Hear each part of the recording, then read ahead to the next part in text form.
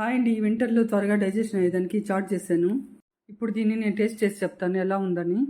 మనకి వింటర్లో oil foods తింటే డైజెషన్ కావని రెగ్యులర్గా కాకుండా డిఫరెంట్గా ట్రై చేశానండి. ఇది చాలా టేస్టీగా క్రిస్పీగా ఉందండి. మా ఇంట్లో అందరికీ చాలా బాగా నచ్చింది. ఎన్నో ఔషధ గుణాలున్న తమలపాకుని మనం దేవుడి కాడ పెట్టి పడేస్తుంటాము. అలా కాకుండా ఇలా ట్రై చేశానండి. స్నాక్స్ చాలా బాగుంది.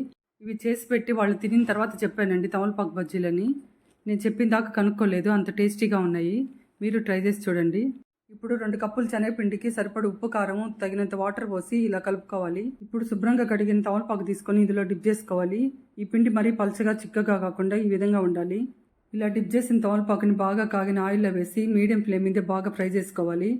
ఈ విధంగా క్రిస్పీగా గోల్డెన్ బ్రౌన్ కలర్లో వచ్చిన తర్వాత ఒక ప్లేట్లో తీసుకొని మధ్యలో ఇలా కట్ చేసుకోవాలండి.